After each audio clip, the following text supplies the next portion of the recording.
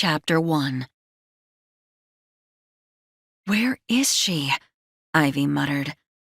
Impatient to board the flight to the West Coast, she stood by the boarding gate, waiting for her sister Shelley, who had disappeared in the crowded Boston Logan Airport. A flight attendant in a crisp uniform approached her. "We need to close the gate, ma'am." "My sister will be here. Just another minute, please." The attendant pressed her perfectly outlined lips together. "1 minute, that's all. She can take a later flight, but we have a plane full of passengers and a schedule to meet." "I understand." Ivy shot her sister a text and then leaned against a wall, willing her perennially late sister to make it. She didn't want to take this flight alone. Closing her eyes, Ivy imagined the beachside community of Summer Beach in Southern California.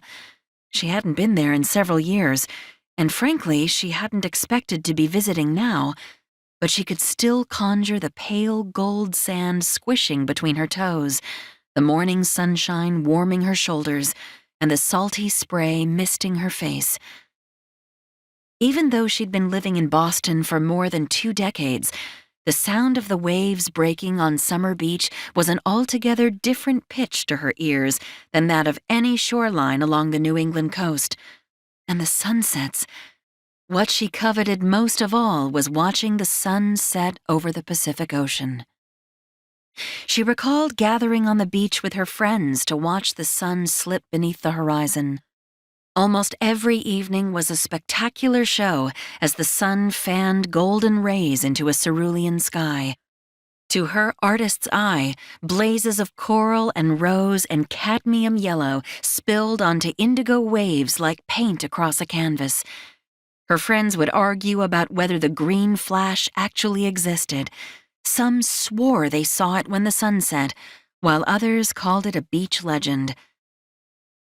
Ivy glanced at the sweeping minute hand on her wristwatch, a reassuring analog throwback in a digital age where you were only as connected as your phone's battery life.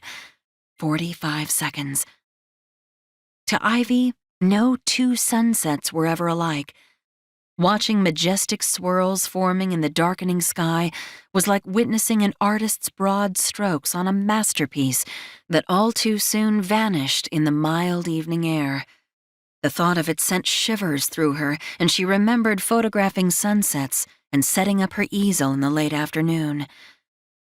However, this trip to Summer Beach and San Diego County would be nothing like that. She had her late husband to thank for that surprise. She pressed a finger against her throbbing temple. 30 seconds. Where was she? Standing on tiptoe and craning her neck, Ivy spied Shelley. Her sister was racing toward her, dodging travelers and airport trams with the nimbleness of a dancer. Shelley thrust an arm of colorful bangles into the air. A pink shopping bag dangled from her fingers like a trophy, while her thick mane of chestnut hair looked intent on escaping from a messy bun. "She's almost here," Ivy told the flight attendant, whose frown had deepened into one likely specially reserved for the tardiest of passengers. Ivy caught a reflection of herself in the glass expanse overlooking Boston's Logan Airport. Just when had her style become so outdated?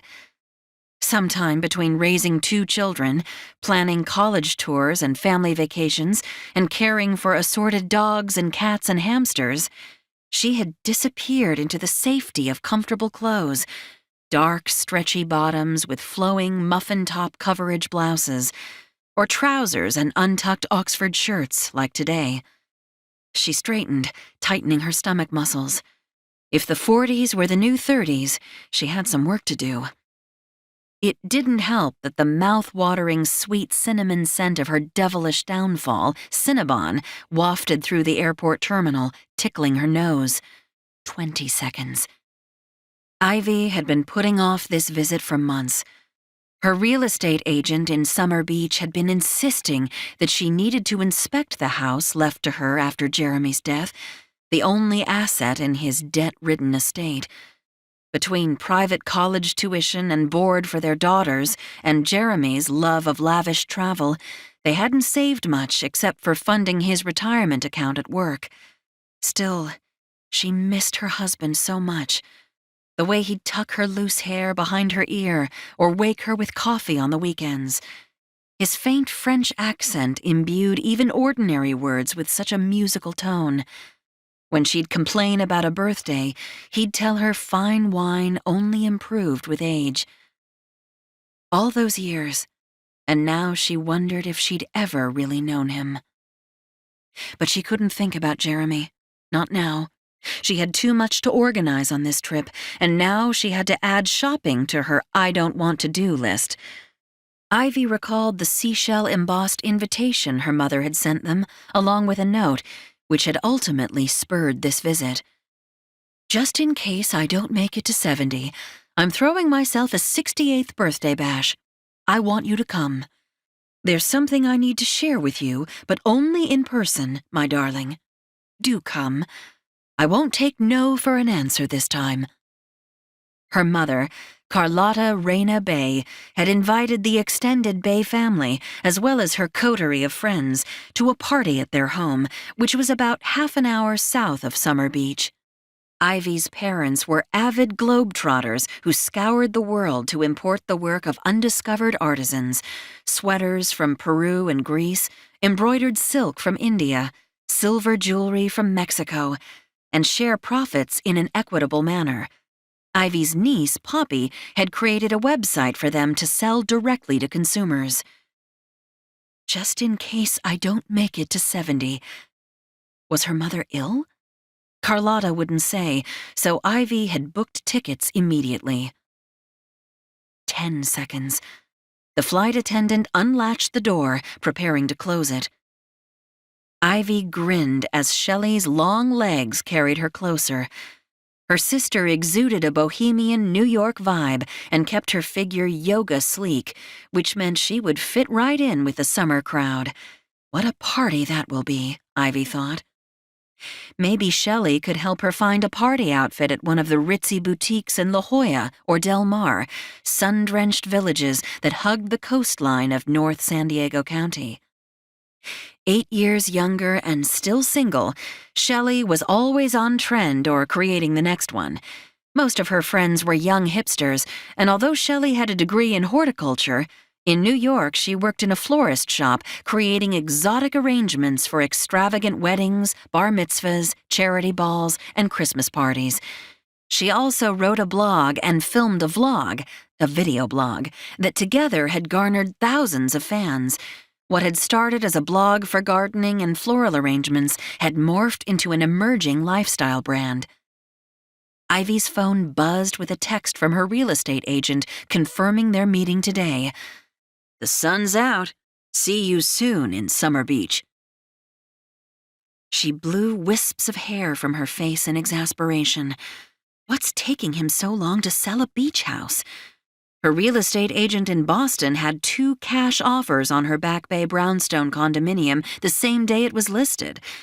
The probate attorney in Boston had referred Claire Sidwell, saying she was one of the best real estate agents in the area.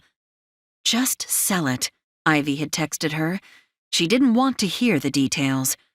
Claire had obliged, until a couple of months later when she'd retired due to health problems and turned her real estate office over to Bennett Dylan. Of all people.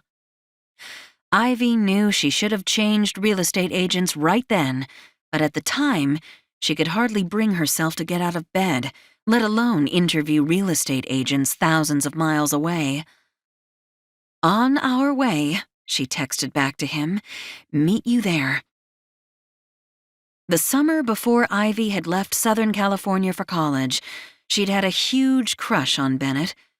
They hadn't attended the same school, but she'd seen him on the beach with friends. He wouldn't know her by her married name, but still, she wasn't pleased about having him represent her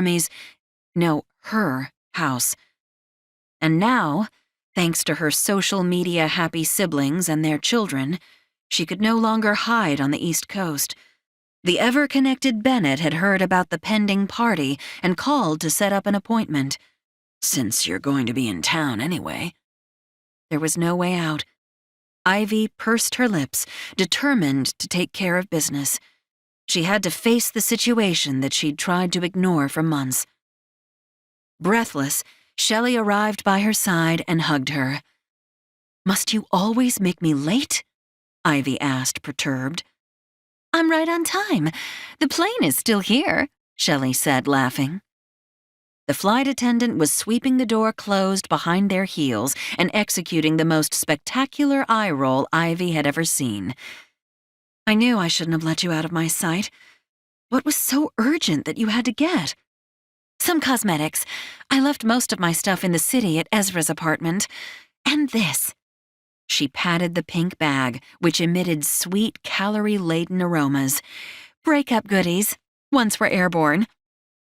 Last week, Shelley had taken the train to Boston. She'd broken up with her on-again, off-again boyfriend, Ezra, a hipster podcaster with a double Z name, and needed to talk. The flight attendant herded them into the boarding bridge tunnel. "Ladies, your flight is ready to leave now." "See? Perfect timing." Shelley rushed in. "And I got us upgraded to first class." "Great. First class into the abyss." Ivy followed her onto the plane, shaking her head, but grateful that Shelley had made it, and for the extra comfort and legroom on the flight. Her sister had the kind of personality that people gravitated toward. When you were in her sphere, the world bloomed in vivid technicolor, which was just what she needed right now. As Ivy trailed Shelley to the last row of the first-class section, she smiled as heads turned toward her younger sister. Ivy had once been considered attractive too, not glossy magazine cover gorgeous, but certainly pleasant enough. "May we have champagne?" Shelley asked before she slid into her seat. "Once we're airborne," a new flight attendant answered. Another one rushed to close the aircraft's fuselage door. "And we're off," Shelley said, her glossy lips twisting into a cute grin. "Let's get this beach party started." Ivy stowed her carry-on bag and sank into her seat, thinking about their parents. She couldn't wait to see them again, and she regretted having stayed away for so long. Between her husband and her daughters, life had been so full and busy. Occasionally, her parents had passed through Boston on their travels, or rather, they would take the train from New York if they had an international flight routed through the East Coast. Her parents, Carlotta and Sterling Bay, were two of the heartiest souls she knew, yet she couldn't ignore her mother's request. Even her older sister, Honey, and her husband, Gabe, were flying in for the party from their home in Sydney, Australia. Ivy's twin brothers and their wives and tribe of 9 children would also be there, along with other family friends. "Too many bays on that shore," Gabe often joked, but it was true. Their family was multiplying. Her brothers Flint and Forrest had continued her parents' humorous affection for names. So had she, although her daughters were actually named Mistral and Soleil on her husband's insistence. His surname, Marin, wasn't too far from Bay, and they'd even laughed about it on their first date. He was from Cannes, and a love of the ocean ran through them like blood in their veins. The only people missing from the party would be Ivy's 2 daughters, nicknamed Misty and Sunny. Misty had studied voice and acting, and she had a critical understudy role in a new theater production in Boston, while Sunny was backpacking across Europe after taking a year off from college after Jeremy's death. The last postcard had arrived with a Venice postmark, so she was probably in Rome by now. Once they were airborne, a flight attendant delivered 2 sparkling flutes of champagne. Lifting the glass, Ivy scrunched her nose to the bubbles. Was it too early to imbibe? She hadn't done this since a vacation with Jeremy, long before the children were born. "You're going to love these."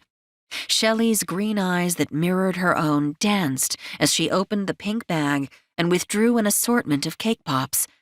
One was covered with swirls of white and dark chocolate and studded with slivers of peppermint. Another one sported gold sprinkles and tiny lavender fondant roses, while yet another featured a pink high heel. Instantly, Ivy's spirits lifted. These are miniature works of art. I knew you'd love them, and I couldn't resist. Shelley slid out one that sparkled with rock sugar along a flat rim and was topped with a yellow fondant straw. And this one is a pistachio margarita. Shelley picked up her glass. To our new lives, she said, clinking Ivy's glass. Now, choose one.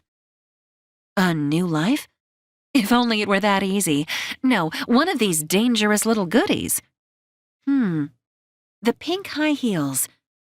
Ivy admired it before she took a bite. These are delicious, she said, savoring the sweet confection and sipping her champagne. Completely decadent. Shelley chose a lavender rose cake pop. And totally deserved, she said between bites. Ivy sighed. I'll say. While they indulged, Ivy's thoughts returned to the house. I told the real estate agent I'd meet him at the house in Summer Beach before we go home. I want to get this over with first. With Shelley along for emotional support, she could face this situation now. Sure, we can call a rideshare service from the airport when we land, Shelley said. Ivy squeezed her hand, grateful that her sister understood. For weeks after Jeremy's death, Ivy had sequestered herself in their brownstone condo, trying to process her husband's sudden death and the trail he'd left, which raised so many questions. Why had he drained his retirement account to buy a dilapidated house in Summer Beach without discussing it with her? Was the house to have been a surprise? An investment? Jeremy had always been impulsive and given to grand gestures, but this was far beyond his usual behavior. She wouldn't have known about the house at all except for their accountant, who'd asked her why funds had been removed from Jeremy's retirement account. The taxes due on that transaction had forced her to sell the condo. She took another sip of champagne. Evidently, the beach house was such an old monstrosity that it had lingered on the market without any takers. Ivy also wrestled with suspicions that plagued her restless nights. She'd spent days in bed, reeling back scenes in her mind like an old movie, and wondering what had changed in their last year. If anything, he'd become even more attentive toward her. She'd gone through his phone looking for clues to his actions, but the mundane emails were conspicuous because of what she didn't find. Nothing about the house. Nothing. As though he had been extra careful not to leave a trail. Wouldn't he have emailed a real estate agent, a closing officer, an attorney, an inspector, a banker? Anyone? As an experienced technology security consultant, Jeremy was well-versed in such tactics. He was always cautious about what he sent online, but in this case, he'd been too careful. She was not just imagining this. And who could she confide in aside from her sister? All of their friends and family were mourning Jeremy, too. Besides, one didn't speak ill of the dead. Wasn't that the old cliché? She had to get these thoughts out of her mind, and that house out of her life. Shelley loosened her seatbelt and leaned over. Any offers on the house? Ivy bit her lip and stared past her out the window. The fluffy clouds beneath them masked so many problems on the ground. Not a solitary one. Shelley inclined her head. It's a shame you have to sell it. Have you thought of living in it? She met her sister's question with a firm gaze. Absolutely not. You really don't know what Jeremy intended to do with it? I can't even afford the property taxes. Ivy had already made the toughest decision in selling the beloved home she'd lived in for most of her adult life. This decision was easy. Shelley stroked her hand. I'm sorry. I know you thought your condo was your forever home, and you loved the neighborhood. Maybe there's something else in store for you. Another life than the one you'd planned. But I loved my old life. Ivy knew that sounded whiny, but it was the truth. She blinked back tears that still sprang unbidden to her eyes, even after almost a year. How long would it be until she woke in the morning without thinking of Jeremy? I know, Shelley said with compassion. Over the last year, Ivy had learned to be practical. Without Jeremy's income as a technology consultant, what Ivy made from her work as a freelance art teacher barely covered her expenses, even after she'd sold their Back Bay condo, heavily mortgaged, another surprise, and rented a room in a professor's home. She'd sold what she could and put the rest in storage, consoling herself with the idea that she was downsizing for more freedom. Instead, she felt rudderless and inconsequential. A middle-aged woman, although she didn't feel like it inside. Most of her adult life, she had been something to other people and always in demand. Wife, mother, teacher. Yet since her daughters had left for college, they didn't need her much anymore. So where did she fit in now? At the moment, nowhere. Rediscovering herself now was frightening at times. And as much as she loved Shelley, her sister couldn't truly understand how she felt. Shelley had been accustomed to being on her own. Yet, in her heart, Ivy knew this was not who she was. She had once been a fearless woman, unafraid of seizing the life she wanted. That was when she had moved from San Diego, gone to school in a new state with no friends, and met Jeremy. Ivy turned to Shelley. Eleanor Roosevelt once said, "Do one thing every day that scares you. From now on, that's what we have to do." Shelley touched her glass. Deal. First, sell that house. Ivy had to be careful with what little money she had left. At least she knew where Jeremy's retirement fund had gone. The nerve of him. When had he planned to tell her? "We'll start over together," Shelley said. "Maybe I'll move to Boston." "Ha, you would never do that. You love New York." Ivy sipped her champagne and eased her seat back. Shelley reclined her seat too. "I might be having an early midlife crisis."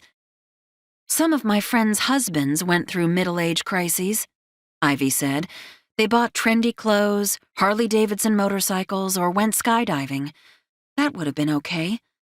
My husband just spent our entire retirement on a beach teardown on the other side of the country." She pinched the bridge of her nose. "Don't go there. It only leads to pity parties." And costly therapy. Despite her complaints, Ivy had loved Jeremy.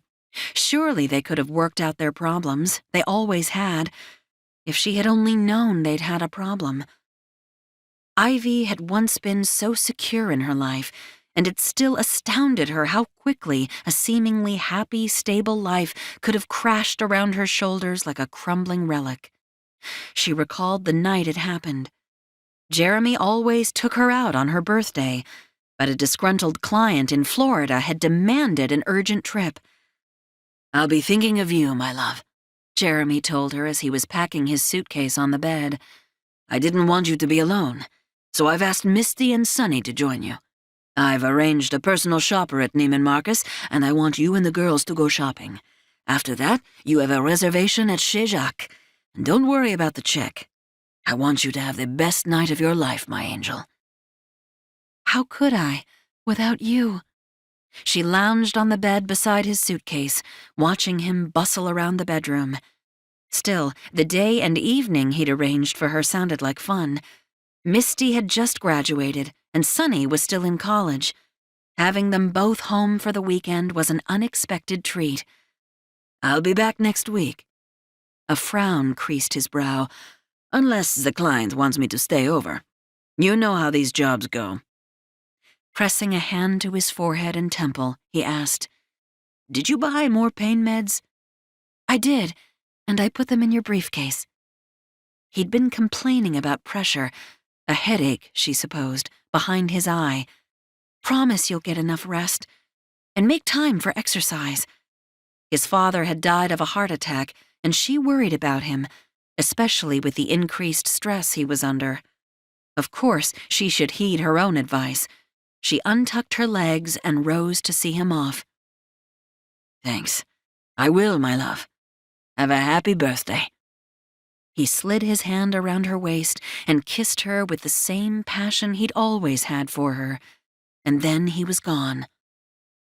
The next day, after spoiling Misty and Sunny with new outfits, Ivy also found a flattering cocktail dress for the evening. The three of them were dressed in their new attire and devouring apricot-glazed foie gras at the best table at Chez Jacques when her phone rang. "That's Dad's ringtone," Misty said. Sunny leaned forward. "I need to ask him something." Ivy fumbled in her purse for her phone. She'd meant to turn the ringer off before they were seated. She hated hearing people chatter away on phones in elegant restaurants. Why did they always seem to talk louder than with dinner guests? "I'll be right back." Rising on her new heels, she whispered, "Hello, darling. We're at Chez Jacques and—" "Mrs. Marin?" An authoritative voice cut her off. "This is Officer McLaren from Los Angeles." "Yes?" She listened for a moment and then pressed her hand to her mouth. "It can't be. He's in Florida." "There's no mistake," the disembodied voice over the phone said before the phone tumbled from her hand. And there, in the middle of the plum, velvet-draped dining room, Ivy's world imploded. She recalled stumbling to her knees and tearing her new hosiery, and Misty and Sunny jumping from their chairs to her aid, along with waiters. Ivy blinked back to the present. The rest of that night was a blur that she could barely remember now. She wanted to believe the pressure from the brain aneurysm had hampered Jeremy's judgment. Perhaps it had been the stress he was under. But no. There was no excuse for his behavior, for not involving her in a decision that could impact her future. Ivy swallowed against the lump that had risen in her throat. After soothing her throat with champagne, she turned to Shelley. "I have to sell that house."